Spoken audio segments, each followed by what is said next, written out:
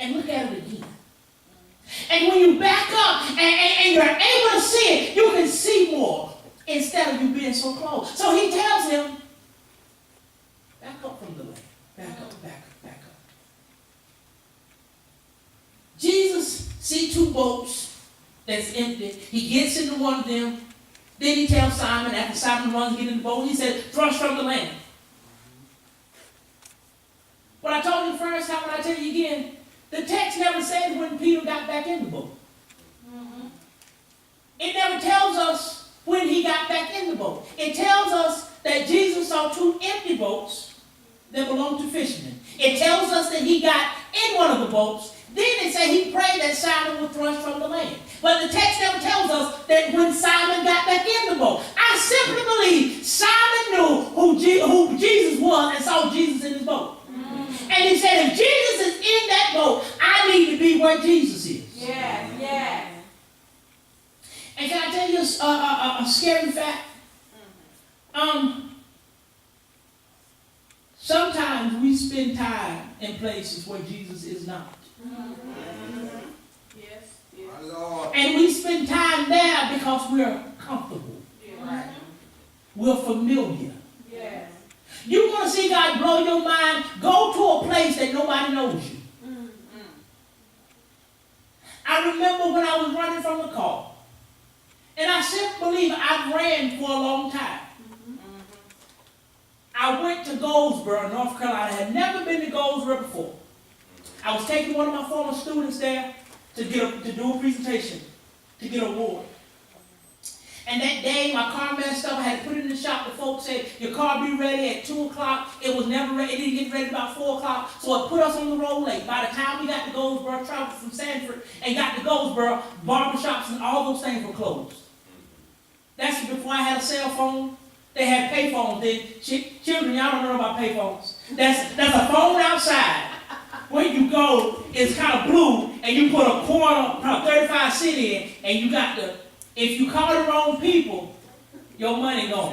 Right. You got to make sure all of those digits are the right digits. Right. And don't let it be your last 35 cents. Right. That pay phone don't get refunds. So I'm at this pay phone, 7 o'clock in the morning, trying to find a barbershop. And then I started identifying barbershops by their name. Because names can tell a lot about folks. Oh, yeah. Well, all about a place. Yeah. So I'm looking at the names, and I found a barbershop that looked like the barbershop that I would typically go to by looking at the name. Right. So I got to the barbershop after being lost. Well. I get to the barbershop, on maybe 2 guys there, 2 customers. One customer's leaving, and another one's finishing up. I get ready, I get in the seat, get my hair cut, don't know the guy. Then the owner is in the back.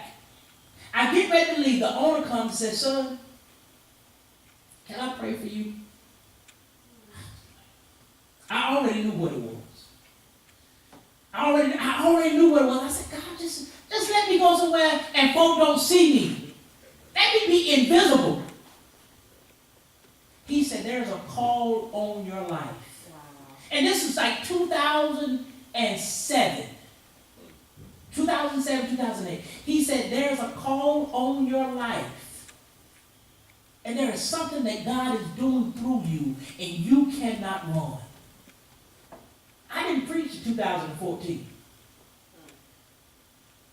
And I said all that to say that sometimes God will allow you to think you're running away and put you in an unfamiliar place and to say, you guess what? I knew you was coming and I got somebody already there. Yes. You remember Elijah, don't you? Yes. He told him, he said, go there. I've commanded ravens to feed you. Then after the brook dried up, you heard that in a couple weeks. After the brook dried up, he said, I commanded a widow woman. He will command people to already be in place when you get to that unfamiliar place. Yes. To still speak to you right where you are. All I came by to tell you this morning is there is a deeper place. Yes. Some of us, our problem is we want to know what God is about to do, who he's about to do it through, how he's about to do it, when and where. But God wants you to know that there is a deeper place and he don't care if you're ready or not. He's going to show it. Yes.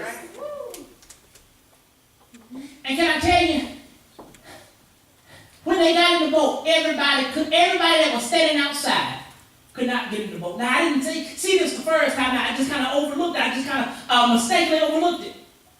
Everybody will not get in the boat with you. That's right. That's right. Because there's not a lot of room.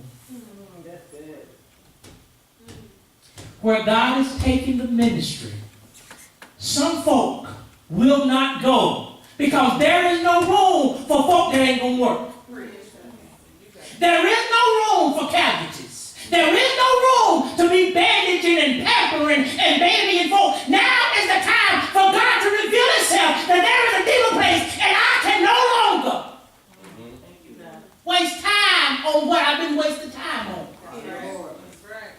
Jesus said, I told Simon to push back from the land because I wanted Simon to see. I wanted him to see. Everybody was around him, but everybody couldn't get in the boat. Can I tell you something here? Everybody won't go where we're trying to go.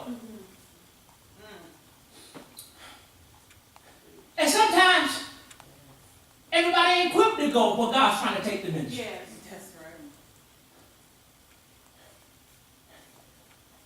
Talking to Elise the other night because she's my sounding board when I'm mad. She said, Daddy, you can't please everybody. 14, she has enough common sense to tell her daddy, you can't please everybody. Because she know her daddy will try his best to please everybody. She said, Daddy, some folk will not like you. And that's a hard truth. I like hard truths. I can deal with you better. She said, Daddy, everybody will not like what you're doing. Everybody will not like what you say. But then I had to hear God through that too. And he had to remind Solomon, not the preacher, but the human. Dude, everybody ain't gonna like you. Because everybody didn't like me. If everybody likes you, then that's the problem. Right. There has to be some times in your life, and there will be some times in your life where Jesus allow friction to come because he has to separate That's good. you sometimes from yourself. Yes. Because you do know there is a good you and a bad you. There is a good me and there's a bad me. And when the good of you outweighs the bad of you don't even matter. But when the bad of you outweighs the good in you, then the bad of you starts to be more toxic and contagious to those around you. Yes. Don't be so contagious with a leprosy type of spirit that you start killing those that are around you. That's good. There is a deeper place. And there is also in that deeper place reconciliation. We don't talk about reconciliation often because when you talk about reconciliation, you got to deal with the fact that there is something in you that you have yet to deal with. Sometimes that's your attitude. Sometimes that's your ability to be a professional, lazy person. And sometimes that's the ability not to want to do what God has required you to do. But the fact that he does not throw us away, Yes. but he reconciles us. The fact that he does not give us what we deserve. He reminds us, even in this word, that even in pushing out from the land, even in being in a place, there is still something that I got to do while I'm here. The word tells us that he still teaches from the boat. Some of us are looking for God to give us a word while we're riding in the car, while we're sitting in church. Well, he'll give it to you while you're sitting in the doctor's office. He'll give it to you while you're pushing that cart down aisle 3. He'll give it to you while you're running through the airport trying to catch your flight. He'll remind you early in the morning that I haven't forgotten about you. But there is a deeper place that I want to take you. Then he tells him, he said, launch out into the deep. And I'm about done. I know y'all ready to go. He said, launch out into the deep. And that's all I really came to tell us. That had to remind us this morning that we have to launch out into the deep. Amen. And in order to experience God in a new place, we got to be willing to go to places and go to streets and go to neighborhoods and do things that we have not done. Mm-hmm. They put it on the wall yesterday. If you always do what you always done, you'll always get what you always got. That's right. It's time for us to see something new. It's time for us to hear something new. It's time for us to witness a greater move of God. But Simon would never have experienced this had he not moved.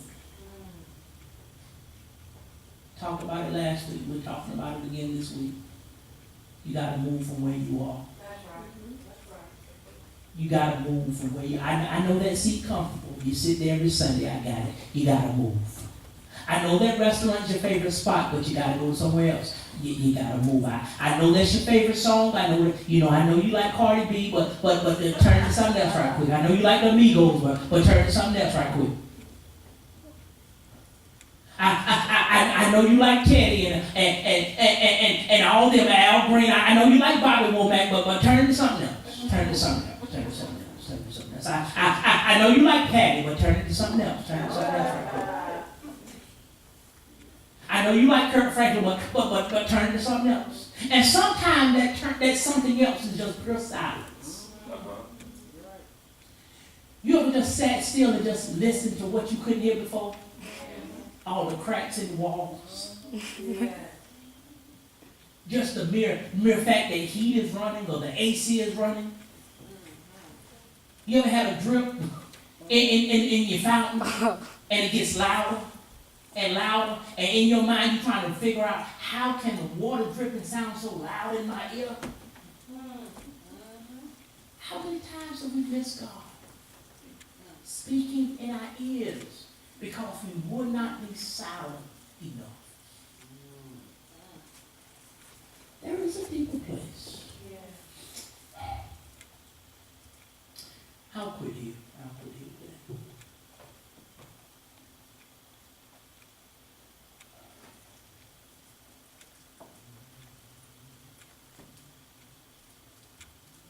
God had to remind you that there's a deeper place that he wants us to go. What we've done has been real cute. It's been real nice. It's sustained us. But it is a deeper place. It goes beyond finances. It's a heart matter now. It's a heart matter. And in order for us to really experience the deeper of God, we got to tell God to check our heart. Because if your heart is right, it'll show up in how you work. If your heart is right, it'll show up in how you treat folk. If your heart is right, it'll show up in your dedication to ministry. Yes. So regardless of what is going on, when your heart is in the right place, God knows it. And it shows up in how you carry yourself. It shows up in how you talk, how you speak well of God and speak well of your neighbors. The important thing about today, communion, is about remembering the fact that Jesus died for your sins and mine. Before we became a thought to our parents. That's right. We were a thought to him. Yeah. And he knew that we would be raggedy, and he knew that his son would have to redeem mankind. Yes. I don't know about you, but I'm glad to know that in that deeper place, God finds us right where we are. That's right. I'm so glad that in that deeper place, God takes all of our sins and he said, you know what? I knew that you will sin, so I had to send my son to die for you. I'm so glad that in that deeper place we will respect the fact that a man that did not know you, that a man that did not have no sin, a man that did not know sin, put on sin for raggedy folk like you and I. Oh, yes. Thank you, Lord. Thank you, Lord. I'm so glad that when we embrace that deeper place, this becomes more than just a first Sunday ritual. Yes, yes. When you realize that the deeper place is that you just can't come here and devoutly kneel and make your humble confession without standing here, kneeling here, and sometimes crying here. Yes, yes. When you realize there is a deeper place that God wants us to go, that you have to really listen to the hymn. There is a fountain filled with blood and was drawn from Emmanuel's vein. You got to know that there is a deeper place. Yes, yes. Yes. I'm done. Everybody stand. I'm done.